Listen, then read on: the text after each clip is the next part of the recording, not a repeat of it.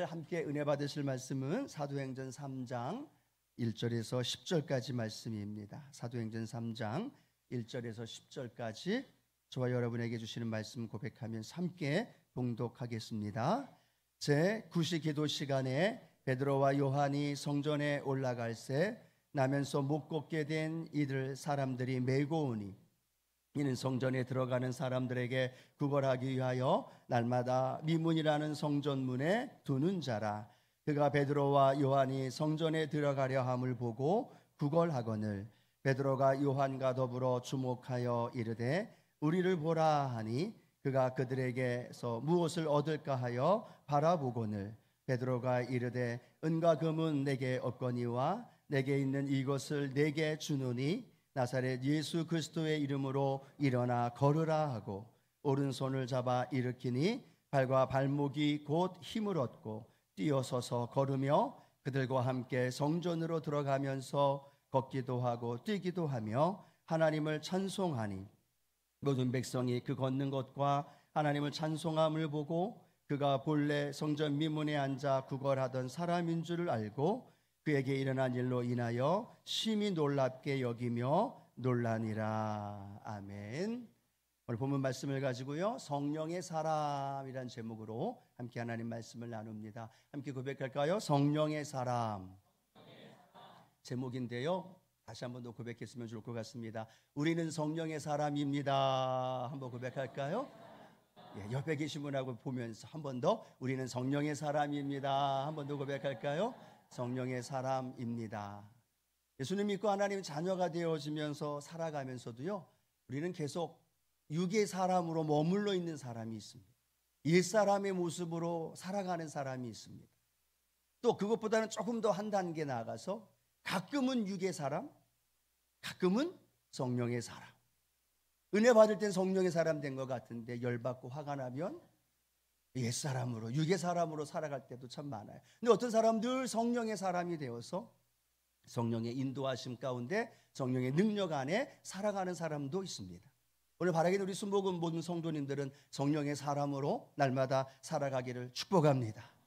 사도행전 2장에 오순절 성령 강림이 일어난 다음 베드로의 설교가 있고 초대교회 공동체들이 어떻게 성령 안에서 살아가는지에 대한 말씀을 우리가 지난주에 함께 나눴고요. 오늘은 성령의 사람 베드로가 어떻게 살아가고 있는지, 또 그를 통해서 우리는 어떻게 살아가야 할 것인지를 본문을 통해서 우리가 함께 알아보기를 원합니다. 특별히 성령의 사람으로서 이제는 나도 베드로처럼 내 삶의 현장에서 지식이 아니라 그렇게 살아갈 수 있는 능력이 우리에게 있음을 기억하면서 베드로가 무엇을 깨닫고 알고 살아갔느냐를 우리가 한번 알아보면서 저와 여러분도 그렇게 삶을 살아가기를 주님의 이름으로 축원합니다.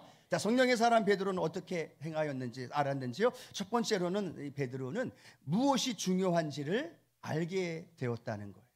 한번 따라 고백할까요? 무엇이 중요한지를 알아야 합니다.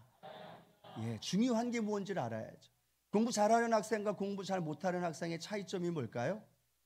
공부 잘하는 학생은 중요한 게 뭔지를 알아요. 그것만 공부해요. 그리고 나머지 시간은 열심히 놀아요.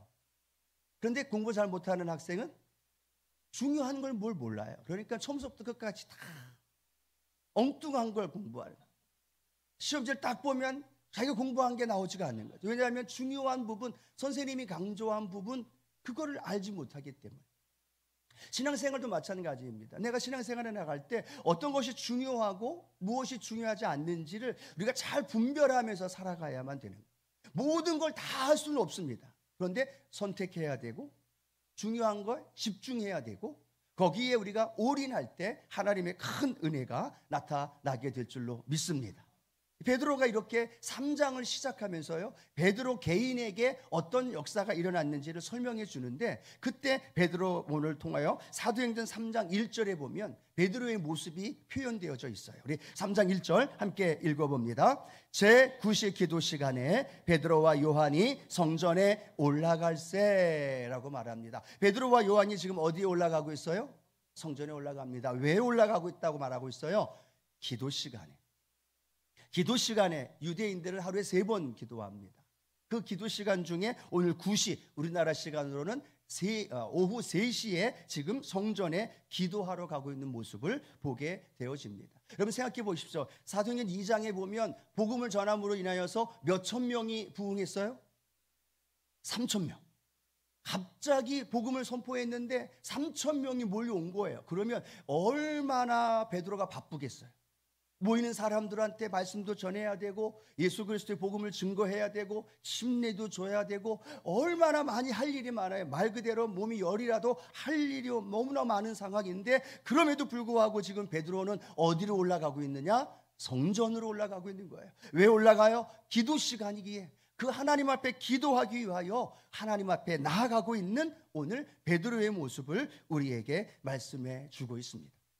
여러분 사실 베드로는요 예수님과 함께 하면서 예수님으로부터 기도에 대한 중요성을 늘 기억하며 늘 듣고 있었던 것 알고 있습니다. 특별히 변화산에서 예수님과 만남을 갖고 내려왔을 때 예수님의 제자들이 귀신을 쫓아냈나요? 못 쫓아냈나요? 못 쫓아냅니다.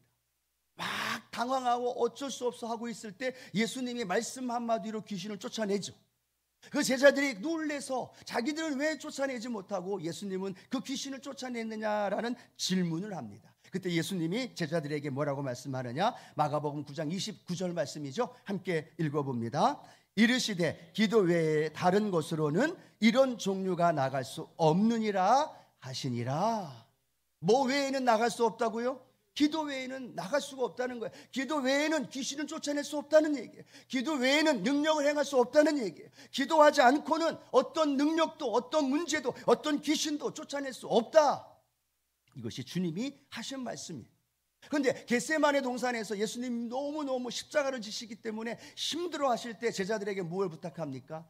기도해 달라라고 요청합니다. 그때 제자들은 하나같이 뭐 했어요? 주무셨어요. 예수님과 함께 기도해야 될 그 시간에 기도하지 않았어요.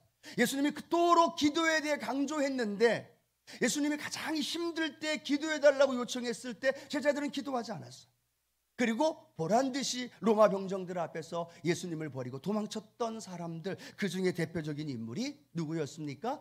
베드로였다는 거예요. 그런데 놀라운 건요, 그가 성령의 충만함을 받고 성령의 사람 되어진 다음에는요, 아무리 바쁘고 아무리 분주하고 할 일이 많아도 기도 시간이 딱 되면 어디에 올라가요? 성전에 기도하러 가는 겁니다. 왜 그랬을까요? 예수님 앞에서 보란듯이 실패했던 아픈 기억이 있어요. 기도 외에는 이런 이유가 나갈 수 없다. 누누이 주님이 기도에 대해서 강조했던 것을 알기 때문에 사도 베드로는요, 성령의 사람 된 다음에는요, 그는 결단합니다. 내가 어떤 일이 있어도, 아무리 바빠도, 무슨 일이 있어도 나는 기도하는 걸 포기하지 않으리라.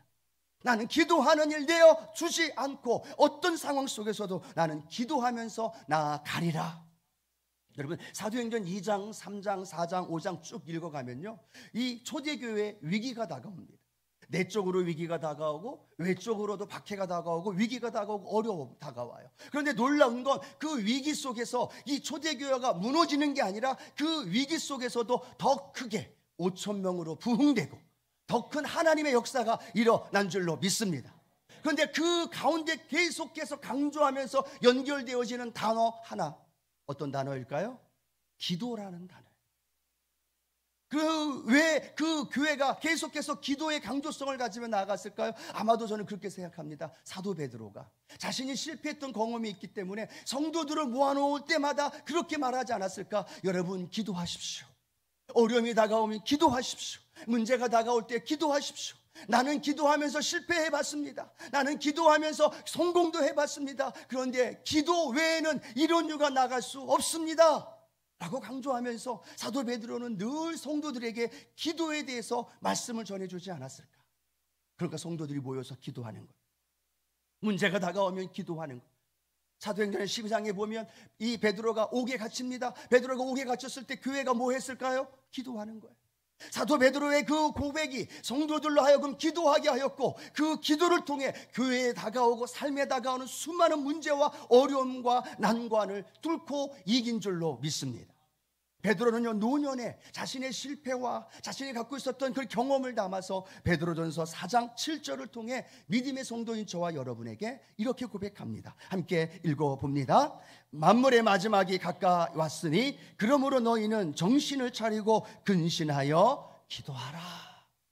여기서 강조점이 보이나요, 안 보이나요? 보이죠? 뭐라고 말하고 있어요? 그러므로 너희는 정신을 차리십시오. 세상에 휘둘리고 문제에 빠지고 절망 속에서 허우적거리는 것이 아니라 정신을 차려서 악한 원수마귀가 우는 사자같이 찾아와 삼키려고 할 때에도 정신을 차리고 근신하여 기도하십시오. 그러면 그 기도할 때 그 기도로 인하여 원수마귀를 싸워 이길 수 있고, 기도할 때 문제가 다가올 때 넉넉히 이길 수 있고, 기도할 때 하나님의 은혜가 다가올 수 있습니다. 오늘 사는 성도 여러분, 저와 여러분이 이 땅에서 중요한 것이 무엇일까 고민하고 또 하나님 앞에 묻는다면, 오늘 사도 베드로를 통하여 우리에게 말씀하고 있는 건 기도하는 삶을 놓치지 말라는 거예요. 성경엔 곳곳마다 하나님 우리에게 말합니다. 구하라, 찾으라, 두드리라, 부르짖으라, 나를 찾으라, 간구해라. 계속해서 기도에 대해서 간구하고 찾고 두드리라고 이야기합니다. 왜 그럴까요? 하나님 우리에게 은혜를 주시려고, 하나님 우리를 만나 주시려고, 하나님 우리에게 복 주시려고. 하나님이요, 동일하게 믿음의 사람들에게 주시는 은혜가 있는가 하면 구하는 자에게 주시는 은혜가 있다는 거예요. 가만히 있는데 옆에 있는 권사님처럼 축복받기를 원하십니까? 그런 도둑 심포가 어디 있어요? 가만히 있으면서 기도 나오지 않고, 새벽도 하나님 앞에 기도하지 않고, 금요일날 나와서 부르짖어 간구하지도 않고, 그냥 하루에 밥 먹을 때 잠깐 기도, 아침에 일어날 때 잠깐 기도하면서 옆에 있는 집사님, 옆에 있는 권사님, 장로님처럼 복받기를 원하고 문제가 해결받기를 원한다면, 성경은 아니에요. 동일하게 하나님의 자녀에게 주시는 축복이 있어요. 그 축복이 우리에게도 풍성하게 부어주십니다. 그런데 놀라운 건 구하는 자에게, 찾는 자에게, 부르짖는 자에게 응답해 주시고 축복해 주실 줄로 믿습니다. 오늘 여러분이 기도하고 있는 그 기도에 여러분 마음에 드십니까? 적합하게 기도하고 계시나요? 하루 24시간 중에 얼마를 기도하는 데 사용하고 있나요?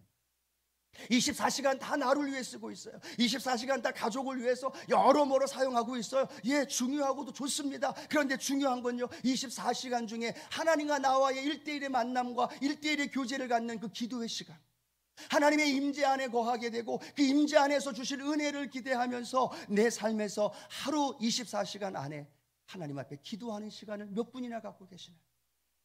5분, 10분, 20분, 30분 그 기도를 하면서 만족하고 계신 분도 있을 거예요. 아니, 더 기도해야 되는데 부담감을 갖고 계시는 분도 계실 거예요. 여러 가지 모습일 수도 있습니다. 그러나 여러분, 중요한 건 신앙생활 속에서 기도만큼 중요한 것이 없다라는 거예요. 그 기도할 때 초대교회의 성령의 역사가 나타났던 것처럼 그 기도의 능력으로 우리 가운데 일어나게 되어지고, 그 기도를 통해서 저와 여러분의 삶 가운데 하나님 역사를 이루어 주시는 줄로 믿습니다. 우리가 잘 알고 있는 책 제목 중에 빌 하이베스 목사님이 쓰신 너무 바빠서 뭐 합니다? 기도합니다. 너무 바빠서 일해야죠. 너무 바빠서 공부해야죠. 너무 바빠서 세상 일 해야죠. 그런데 놀라운 책 제목과 함께 그 안에 담겨져 있는 내용은요, 너무 바쁘니까 뭐 하라는 얘기예요? 기도하라는 얘기예요. 마르틴 루터를 이야기합니다. 나는 평상시에 1시간 기도합니다. 그런데 내가 가장 바쁜 시간에는 내가 하나님 앞에 3시간 기도합니다. 어떤 의미일까요? 내가 1시간 기도하고 내가 나가서 또 다른 시간을 사용하는 것보다 내가 3시간을 하나님 앞에 기도하고 무릎 꿇고 간구하고 나가면 내가 1시간, 2시간, 3시간 할 일을 하나님은 1분이면 해결해 가시고, 하나님은 10분이면 해결해 주시고, 그래서 내가 하나님 앞에, 하나님 오늘 너무 바빠요, 그냥 인사 잠깐 하고 나가서 일하기보다, 하나님 오늘 너무 바쁜데요, 그래서 내가 하나님과 더 만남을 갖기를 원합니다. 하나님께 더 기도하기 원합니다. 하나님께 더 간구하기를 원합니다. 여러분 경험해 보셨잖아요. 그러면 하나님이 일하시고, 하나님이 행하여 주시고, 묶였던 것, 막혔던 것, 꼬여있던 것 하나님이 해결해 주시는 거예요. 그 놀라운 역사를 우리가 경험해 봤잖아요. 그 은혜를 우리가 맛보아 봤잖아요. 그렇다면 오늘 다시 우리가 기도함으로 회복하는 은혜가 저와 여러분에게 있게 되기를 축복합니다. 우리 교회가 회복을 넘어 부흥을 향해 달려가기 위해서 가장 먼저 회복해야 할 것이 뭘까요? 기도하는 일. 기도하는 일이에요. 한 번 더, 기도하는 일이에요.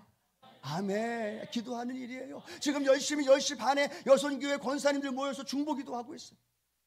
장로님들이 8시에 모여서 장로님들 모여서 기도회 하고 있어요. 각 부서와 기관이 모여서 하나님 앞에 기도하고, 기도로 시작하고 기도로 중간까지, 기도로 끝까지 하나님 앞에 기도함으로 시작하게 되어질 때 하나님은 그 기도의 열매를 우리 가운데 이루어 주시는 거예요.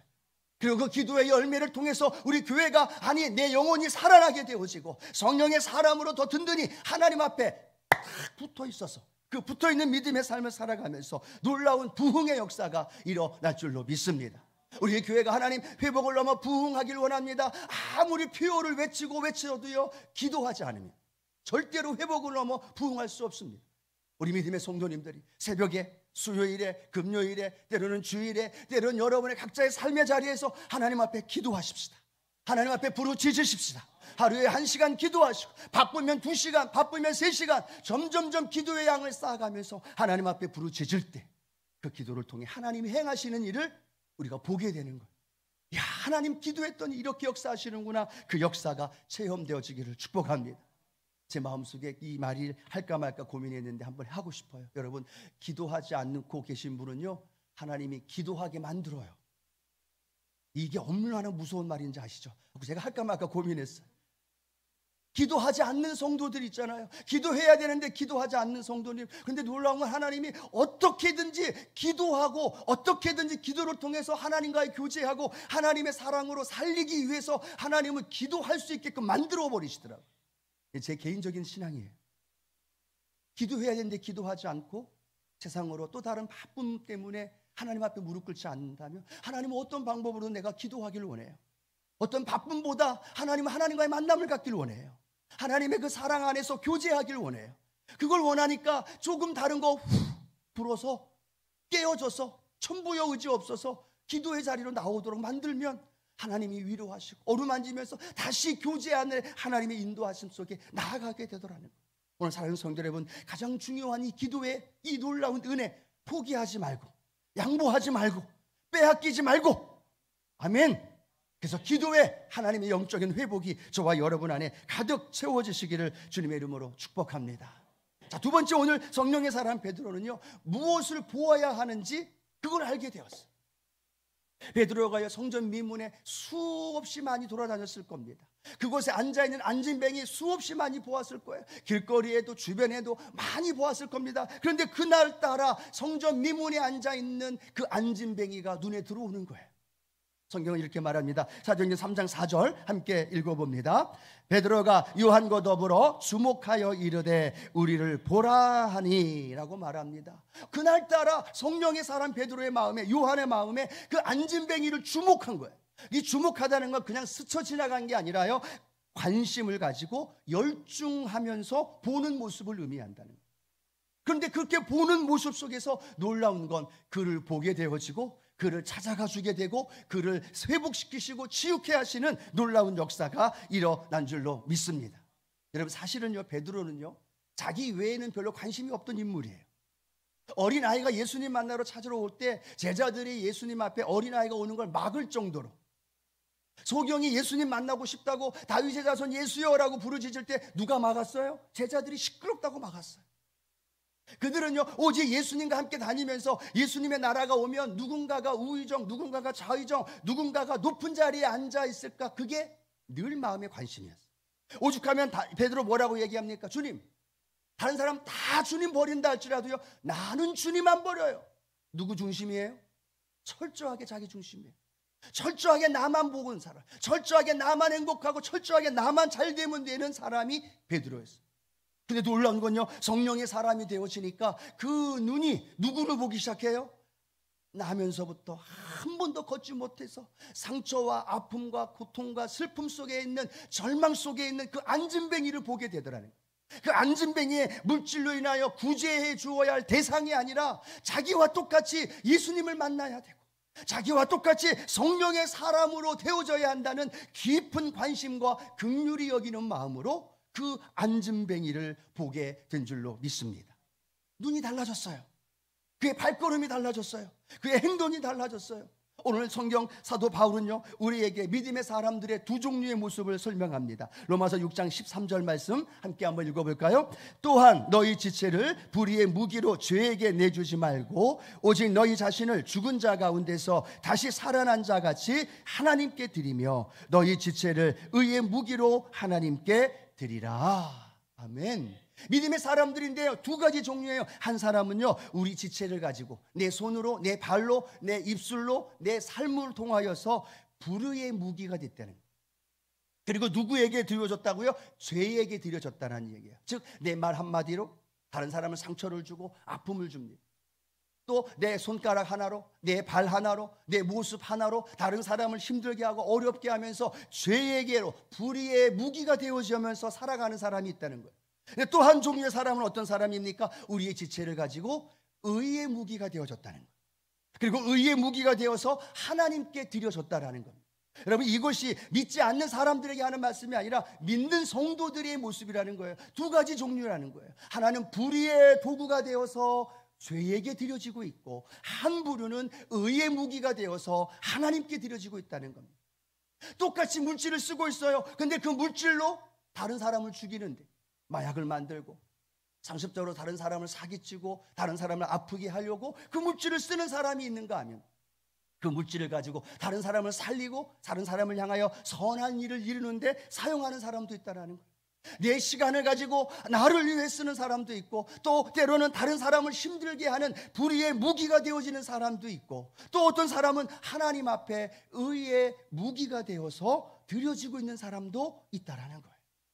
여러분, 한번 생각해 보십시다. 나는 내가 가지고 있는 물질, 내가 가지고 있는 시간, 내가 가지고 있는 에너지, 힘, 그거 가지고 불의의 무기가 되어져서 죄에게 드려지고 있나요? 아니면 의의 무기가 되어서 하나님께 드려지고 있는지 우리는 한번 생각해 보면서, 하나님, 내가 하나님 앞에 온전히 의의 무기가 되어서 하나님의 영광을 위하여서 사람을 살리고 잃어버린 영혼을 구원하는 그 일에 내가 사용되어질 수 있도록 나를 붙들어 주시옵소서. 똑같이 24시간을 씁니다. 근데 24시간을요, 누구를 위해 쓰고 있을까요? 똑같이 내게 주신 은혜를 가지고 살아가고 있습니다. 그런데 그 은혜를 누구를 위해서 사용하고 있나요? 똑같은 24시간은 오직 나만을 위해서, 내 가족을 위해서, 내 중심을 위해서 살아가고 있는지, 아니면 하나님의 나라와 잃어버린 영혼을 위해 살아가고 있는지 우리는 생각해 보면서, 하나님, 내 삶이 잃어버린 영혼, 죽어가고 있는 사람들, 주님의 눈이 머물고 있는 그 사람, 주님의 발걸음이 머물고 있는 그들을 찾아가서 그들을 위로해주고 그들과 함께 걸어갈 수 있는 믿음의 삶이 되게 하여 주시옵소서. 어떤 책을 봤더니요, 그렇게 고백하고 있더라고요. 어떤 사람은 소비하는 사람이 있는가 하면 어떤 사람은 투자하는 사람이 있대요. 소비하는 사람은요, 그냥 자신을 위해서 무언가를 위해서 쓰고 끝나는 거예요. 그런데 투자하는 뭘 의미할까요? 투자하면 투자한 만큼 거둔다는 얘기죠. 그런데 또 하나, 투자하는 사람들도요, 자신을 위해 투자하는 사람이 있는가 하면 하나님의 나라를 위해서, 죽은 영혼, 잃어버린 영혼을 위해서 투자하는 사람도 있다는 겁니다. 무엇을 사용하고 있나요? 소비하는데 맛있는 거 먹고 내 즐거움, 내 만족, 내 소일거리 해가면서 그것을 소비하면서 보내고 있나요? 아니면 작은 것, 시간일지라도, 작은 물질이라도, 작은 은혜일지라도 내게 주신 은혜가 커서 그걸 남을 살리고 회복하며 일으키는 데 사용하고 있나요? 오늘 하나님, 내가 성령의 사람 베드로처럼 다른 사람을 살리고 하나님의 뜻을 이루는데 내 시간, 내 물질, 내 모든 것을 그렇게 하나님 앞에 사용되어지게 하여 주시옵소서. 오늘 그런 삶이 되어지기를 축복합니다. 그럴 때 하나님은요, 저와 여러분을 어떻게 하세요? 30배, 60배, 100배로 채워주시는 거예요. 그러면 하나님 어떻게 우리에게 베풀어 주실까요? 이 모든 것을 너희에게 더하여 주시리라. 우리가 구하지 않은 것까지도 채워주시는 거죠. 나를 위해 쓰는 게 아니라 하나님을 위해 쓰고, 그것이 소비가 아니라 투자가 되어질 때 하나님의 역사는요, 놀랍도록 나타나는 거예요. 오늘 이 나면서부터 안진뱅이가 고침받은 이후에 그를 통해 수많은 사람이 주께로 돌아오게 되고요, 그를 통해서 하나님의 영광이 높여진 줄로 믿습니다. 오늘 그런 저와 여러분 되기를 축복합니다. 세 번째로는요, 베드로는요, 무엇이 능력인지 알게 되었다는 거예요. 한번 따라 고백할까요? 무엇이 능력인지 알아야 합니다. 예, 알아야 합니다. 베드로와 요한이 안진뱅이에게 찾아갑니다. 안진뱅이가 무엇을 기대했을까요? 당연히 은과 금이죠. 은과 금을 받아야 한 끼 먹고 은과 금을 받아야 필요한 걸 사죠. 그래서 안진뱅이는 은과 금을 기대했어요. 그런데 베드로가 와서 하는 말이 뭐예요? 나 은과 금 없어. 얼마나 실망했겠습니까? 그런데 그 베드로가 그 이어서 뭐라고 이야기를 합니까? 내게 있는 것이 또 하나 있는데 나는 은과 금을 능력으로 보지 않아. 그런데 내게 능력이 하나 있어. 근데 그 능력을 너에게 줄게 라고 말하는 거죠. 그렇게 선포하는 말씀이죠. 사도행전 3장 우리 6절 같이 읽어봅니다. 베드로가 이르되 은과 금은 내게 없거니와 내게 있는 이것을 내게 주노니 나사렛 예수 그리스도의 이름으로 일어나 걸으라 하고. 베드로는 말합니다. 나 은과 금 없어. 너 먹고 마실 수 있는 거 사는 거 그거 줄 수 있는 은과 금 없어. 그런데 나는 그게 능력이 아니야. 내게 있는 능력은 따로 있어. 그런데 내게 있는 능력은 뭔지 알아? 예수 이름의 능력이야. 예수의 이름으로 일어나 걸어 라고 손을 잡고 일으켰더니 발과 발목에 힘을 얻고 기뻐 뛰며 찬양하며 성전에 들어가 하나님을 높인 줄로 믿습니다. 여러분, 어떤 걸 여러분의 능력으로 삼고 살아가고 계시나요? 돈인가요? 예수님의 이름인가요? 물질인가요? 예수님의 이름의 능력인가요? 수많은 사람이 예수님을 믿는다고 하면서도요, 돈의 능력 앞에 그 믿음을 흔들리기도 하고 돈의 능력 앞에 그 믿음의 삶에 때로는 여러 가지 시험 가운데 아파하는 모습도 보게 됩니다. 아니, 어떤 사람은요, 돈을 목적으로 삼아서 예수님을 믿는 사람도 있어요. 교회 와서 예배드리며 기도하는데 하나님 물질 축복 주십시오, 돈 주십시오. 뭐가 우선이에요? 돈이 우선이에요. 돈이 능력이에요. 예수 이름을 가지고 돈을 원하고 예수 이름을 가지고 내 안락과 내 즐거움을 추구하고 있다는 이야기인 거죠.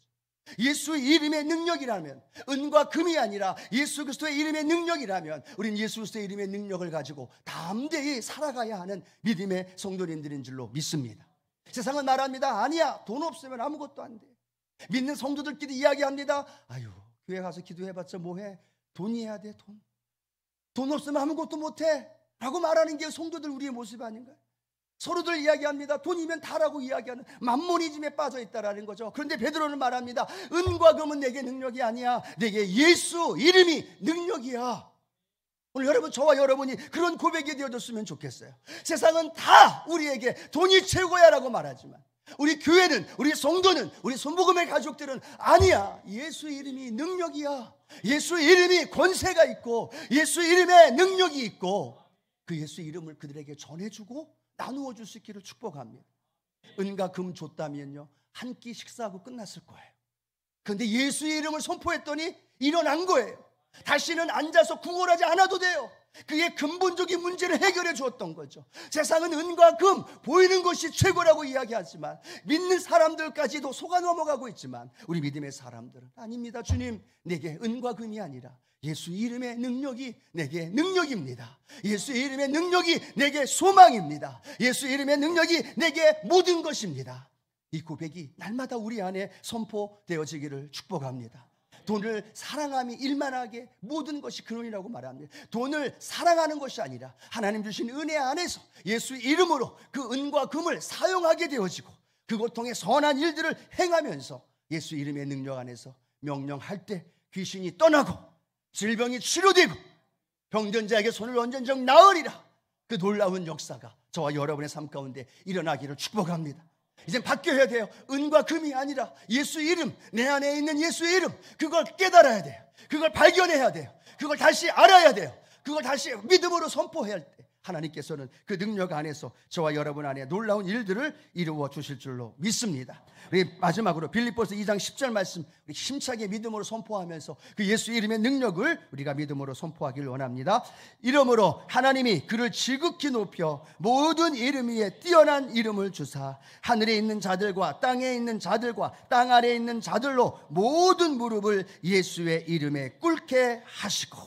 할렐루야. 모든 이름, 모든 것들이 예수 이름 앞에 무릎 꿇고 그 예수의 이름의 능력 앞에서 놀라운 하나님의 역사가 나타나며 살아가기를 축복합니다.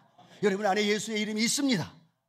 아니 하면서 그 자신이 없어요. 한 번 더, 여러분 안에 예수님의 이름이 있습니다. 그 능력이 있습니다. 그 권세가 있습니다. 아니 세상에 휘둘리지 말아요. 은과 금에 휘둘리지 말아요. 없어도 예수의 이름으로 선포할 때 하나님의 그 놀라운 역사가 우리 안에 베풀어 주시고 그 놀라운 기적으로 우리를 채워 주실 줄로 믿습니다. 그런 성령의 사람들 되어지기를 축복합니다.